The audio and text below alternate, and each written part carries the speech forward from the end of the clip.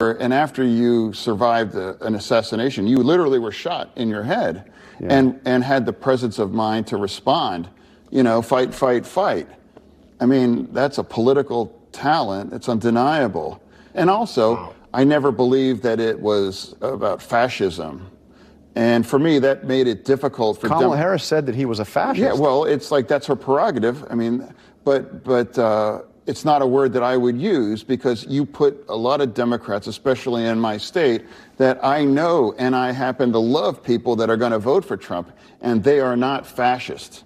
And also fascism, that's not a word that regular people, use. That, I think people are going to decide who is the candidate that's going to protect and project, my version of the American way of life. And that's what happened. Boy, oh boy, John Fetterman has broken the internet. He is viral right now, trending. Once again, literally he's been back to back to back these last 3 weeks, man.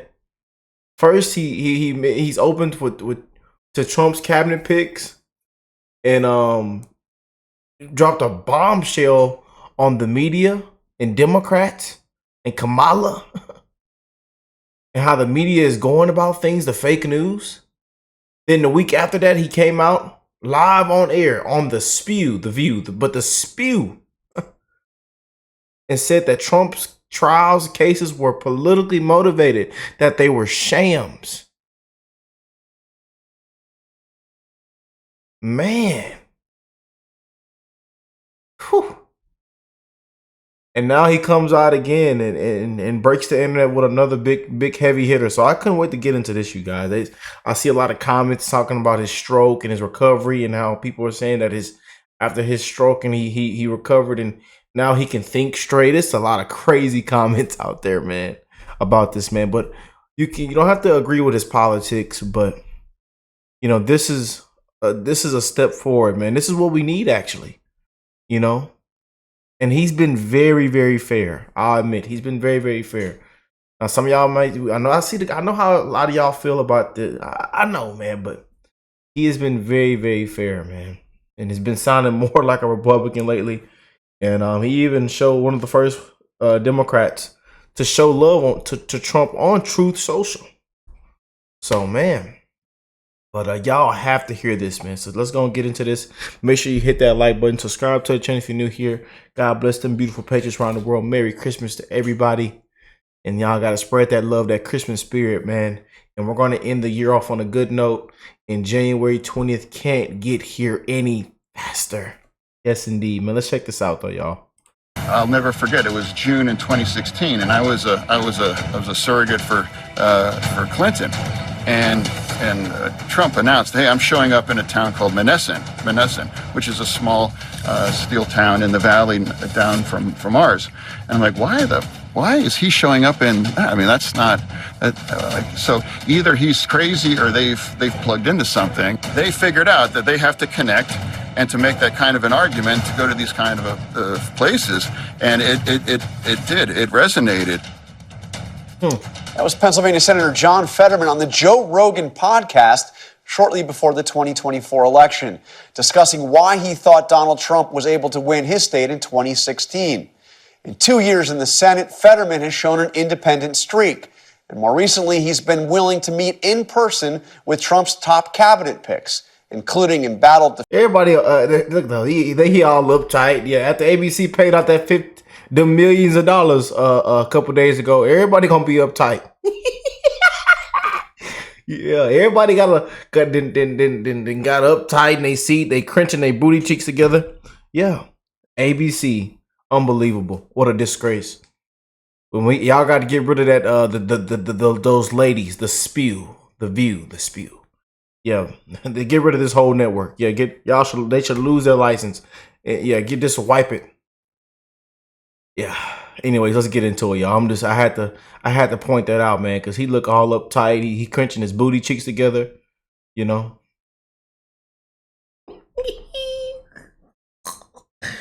Defense Secretary nominee Pete Hegseth, and as we are first to report here this morning, he's also met with FBI pick Kash Patel. I met up with Senator Fetterman to discuss how he views his role as Donald Trump returns to Washington. So are you going to be... Still got that hoodie on. Still got that hoodie on. Amen. Donald Trump's favorite Democrat in the Senate?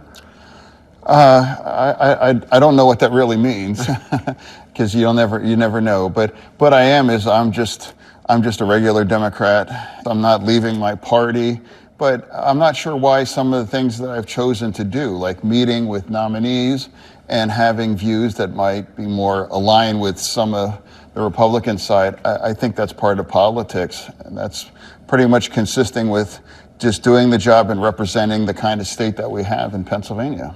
Looking forward, what are you most optimistic about with a Trump presidency, and what do you fear?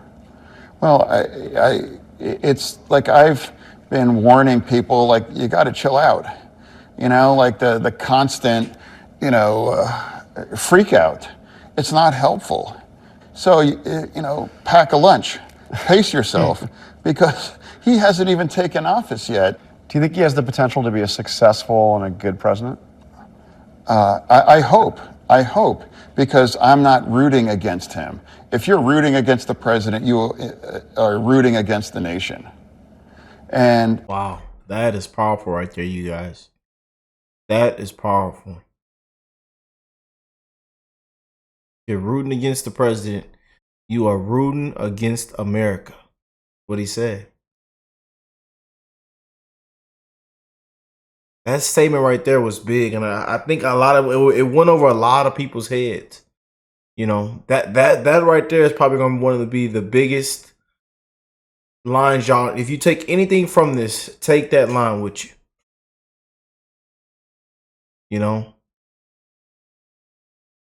They bashed the man because he's America. He's for the people. He's a people's president. But they don't want nobody up there that puts the people first. They don't want a nationalist, man. Come on now, let's be real here.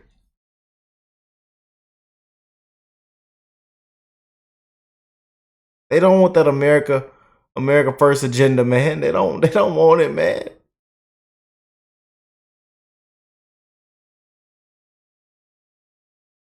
I'm not rooting against him.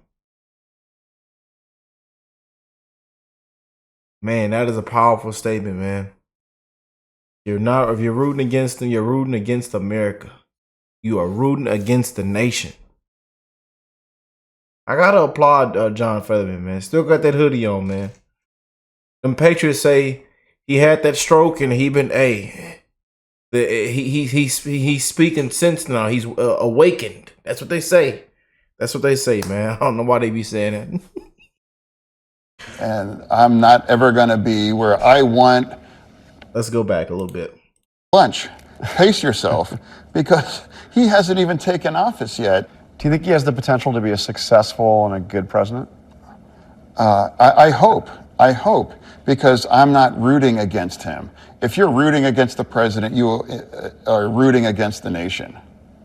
And I'm not ever going to be where I want a president to fail. So, country first. I know it's become maybe like a cliche, but it happens to be truth. What was the single biggest factor behind Kamala Harris and Democrats losing in November? You have a singular political talent. It's undeniable. Trump. He had the energy and almost a sense of fearlessness to just say all those kinds of things. And people, it's undeniable that it has an entertaining aspect for that too. And just, if you're not afraid to say all of those things, and after you survived an assassination, you literally were shot in your head, and had the presence of mind to respond, fight. I mean, that's a political talent. It's undeniable. And also, I never believed that it was about fascism. And for me, that made it difficult for Kamala Harris said that he was a fascist. Yeah, well, it's like that's her prerogative. I mean, but it's not a word that I would use because you put a lot of Democrats, especially in my state, that I know and I happen to love people that are going to vote for Trump, and they are not fascist. Boy. Also fascism. That's not a word that regular people, use. That, I think people are going to decide who is the candidate that's going to protect and project, my version of the American way of life, and that's what happened. I talked to a lot of Democrats before the election who were saying, we're going to win, Harris is going to win in Pennsylvania. But you saw this coming. If you live in Pennsylvania and you spend time in Red County, Pennsylvania, as much as I did, the support's astonishing. I mean, I was driving home from Indiana County at 9 o'clock, and there was a Trump superstore on the side of a road. 9 o'clock on Friday night, and people are buying swag. And then that really crystallized at the assassination. And that was in Butler County, Western Pennsylvania, fairly close to where I live. And the day or two later, you start seeing people wearing shirts with that iconic picture, and the energy and the anger, and it's like, wow, I really thought, in fact, I thought that might be ball game, and then the second thing really, and that's when Musk and I, we're in the business. Surrogacy is part of it, and sometimes it really has. He knew it was over, man. And he had an interview right before the election, like I said, and you can just tell he has some of these similar stories. It's like he has a new story every time about what was taking place during this election. And he basically admits he knew it was over. He knew Trump had it in the bag, man. As much of an impact, but I knew that was going to be a special one. And The endorsement by Elon Musk. Yeah. Well, an endorsement and an active one, and I'm not even talking about his checkbook. Yeah. It's rare if you have a surrogate that has a lot of fanboys and is very compelling to a lot of the demographic that we are losing in our party and in Pennsylvania. Do you think he would have won without Elon Musk? Well, I'm not sure if we would have lost Bob Casey. But I do think Trump, it would have been closer. I really believe that it mattered. We lost Bob Casey for 15,000 votes. And I'm sure he did move the needle. It's undeniable. How would you grade the Trump transition? Oh, I mean, it's not really a grade, but I'm saying this as a Democrat. It's like I clearly, after he announced Gates, and I'm like, that's just. I described that. That's God-tier trolling. I mean, that was never serious. And anyone here in Congress knows that he's despised by Republicans, too. So that also set the stage, and here's what's coming. And now I have met with... How y'all feel about that? I can see the comments now, man. I'm gonna just let y'all... I'm gonna let y'all have at it with that Matt Gaetz deal, man. But y'all know how we feel about Matt, man. All of them so far, and the ones that we haven't. His nominees. They're on the schedule back in January. You met with Pete Hegseth.